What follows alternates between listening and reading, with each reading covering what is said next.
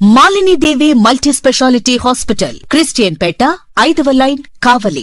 Doctor Guttipati Malinidevi, MBBS, MS, OBGY, కాన్పులు మరియు గర్భకోశ వ్యాధి నిపుణులు. మాలినీదేవి మల్టీ స్పెషాలిటీ హాస్పిటల్ నందు అందించు వైద్య సేవలు: సాధారణ కాన్పులు, సిజేరియన్లు, లాప్రోస్కోపిక్ ద్వారా గర్భసంచికి సంబంధించిన ఆపరేషన్లు, ట్యూబెక్టమీ, పిల్లలు లేకుండా operation, high risk pregnancy, ectopic pregnancy మరియు గర్భసంచి నీటి బుడగలు, గర్భసంచి జారిన ఆపరేషన్లు, రొమ్ముగడ్డలకు చికిత్స, నెలసరి ఇబ్బందులకు చికిత్స, మెనోపాజ్ సమస్యలకు చికిత్స చేయబడును. స్త్రీలకు సంబంధించిన అన్ని సమస్యలకు చికిత్స చేయబడును. పిల్లలు లేని వారికి ప్రత్యేక చికిత్స కలదు. ముఖ్య గమనిక: మా హాస్పిటల్ నందు కాన్పోయిన తరువాత తల్లి బిడ్డను ఉచితంగా మా వాహనంలో క్షేమంగా ఇంటికి చేర్చబడును. మా హాస్పిటల్స్ ప్రత్యేకతలు: ICU, lab, AC and non AC rooms, 24 గంటలు మెడికల్ షాప్, ప్రతి రూమ్ నందు వేడి నీటి సదుపాయం కలదు. Welcome to CMD news. నా పేరు కామాక్షి. ముందుగా నేటి వార్తా విశేషాలు. మండలంలో పర్యటించిన రాష్ట్ర పౌర సరఫరాల శాఖ మంత్రి నాదెండ్ల మనోహర్, ఎమ్మెల్యే వేమిరెడ్డి ప్రశాంతిరెడ్డి. లేకుంటపాడు గ్రామంలో వరి పొలంలోని ధాన్యాన్ని పరిశీలించిన మంత్రి నాదెండ్ల మనోహర్ రైతులతో మాట్లాడి వరి ధాన్యం తేమ శాతంపై, రైతుల సమస్యలపై ఆరా తీసిన మంత్రి వరి ధాన్యాన్ని మిల్లర్లకు తరలించేందుకు ట్రాన్స్పోర్టర్ల సమస్యలను మంత్రి దృష్టికి తీసుకువచ్చిన రైతులు, అధికారుల తీరుపై అసహనం వ్యక్తం చేసిన మంత్రి. ఈ సందర్భంగా మంత్రి నాదెండ్ల మాట్లాడుతూ, గత వైసీపీ ప్రభుత్వంలో జరిగిన అరాచకాల వల్ల కష్టపడి ఏర్పాటు చేసుకున్న వ్యవస్థ నిర్వీర్యమైపోయింది. గతంలో నెల్లూరు జిల్లాలో ధాన్యం కొనుగోలు సమయంలో 82,000 కోట్ల రూపాయల అవినీతికి పాల్పడ్డాయని రైతులకు నష్టం కలిగించారు. గత ప్రభుత్వం ఎన్నికల సంవత్సరంలో కొనుగోలు చేసిన ధాన్యం 1,674 కోట్ల రూపాయలు రైతులకు బాకీ పెట్టి వెళ్లిపోయారు. జిల్లాలో ధాన్యం కొనుగోలు విషయంలో మెల్లగా వ్యవస్థను క్రమబద్ధీకరిస్తున్నామని, గత ఏడాది 75,000 మెట్రిక్ టన్నుల ధాన్యం సేకరిస్తే ఈ ఏడాది 2 నుంచి 2.50 లక్షల మెట్రిక్ టన్నుల ధాన్యం కొనుగోలు చేయాలని లక్ష్యం పెట్టుకుని ముందుకు వెళ్తున్నామని తెలిపారు. ఇప్పటికే 60,000 మెట్రిక్ టన్నులు సేకరించామని, రైతులంతా ప్రభుత్వానికి మాత్రమే ధాన్యాన్ని అమ్మండి అని, చివరి వరకు ప్రతి ధాన్యం గింజ కొనుగోలు చేస్తామని తెలిపారు.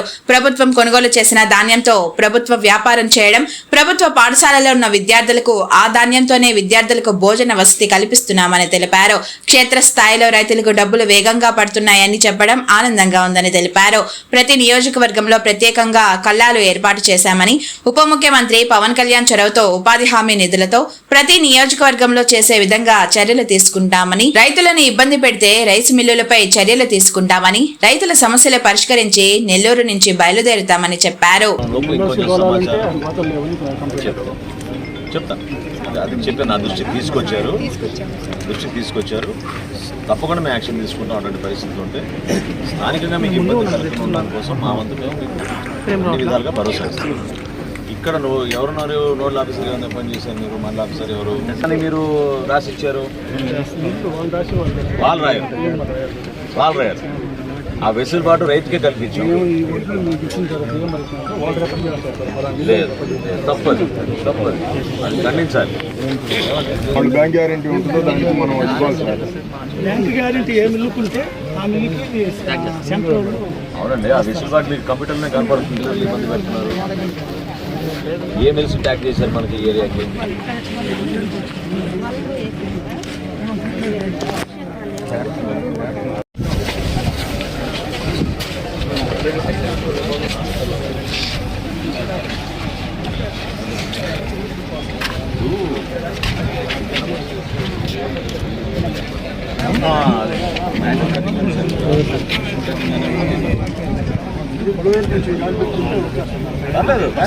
క్వాలిటీ చాలా బాగుందండి.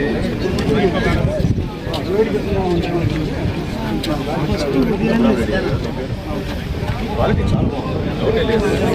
చెప్తున్నా జనరల్ కొంచెం ఎండ బాగైన తర్వాత చాలా నీట్గా వస్తుంది సార్. ఇంకా బాగా ఫుల్ మా మాజీ డైరెక్టర్ సార్ పిఎస్సిఎస్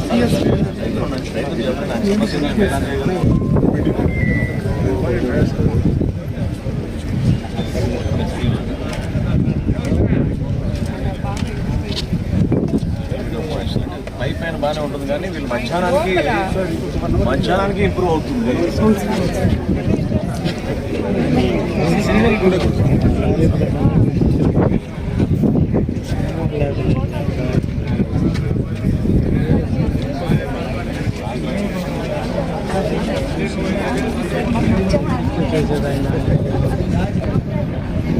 తహసీల్దార్గా మీరు చెప్తే యాక్సెప్ట్ చేయాలా? లేదు సార్ మేము అంటే అది రానియట్లేదు సార్ మేము ఎప్పుడు మండల్ మ్యాజిస్ట్రేట్ లేదు సార్ మేము రెక్టిఫై చేస్తున్నాం సార్ ఎప్పటికప్పుడు ట్రాన్స్పోర్ట్ వాళ్ళతో మాట్లాడాము సార్ అదే ఎన్ని ఉన్నాయి మీ హ్యాండ్ ఓవర్లు ఎన్ని ఉన్నాయి? సార్ మాకైతే రోజుకు 4 సప్లై చేస్తున్నారు సార్ మండలానికి సార్ 4 ఇస్తున్నారు సార్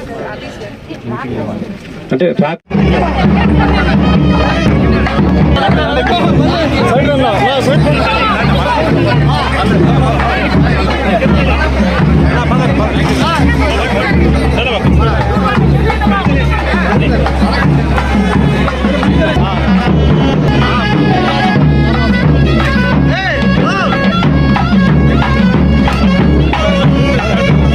రావాల్సిందిగా కోరుతున్నాం. మీదకి రావాల్సిందిగా కోరుతున్నాం. జిల్లా పార్టీ ప్రధాన కార్యదర్శి చేజల వెంకటేశ్వర రెడ్డి గారిని మండల పార్టీ అధ్యక్షులు కొల్లారెడ్డి సుధాకర్ రెడ్డి గారి ఆధ్వర్యంలో ప్రత్యేకమైనటువంటి వరి కంకుల మాలని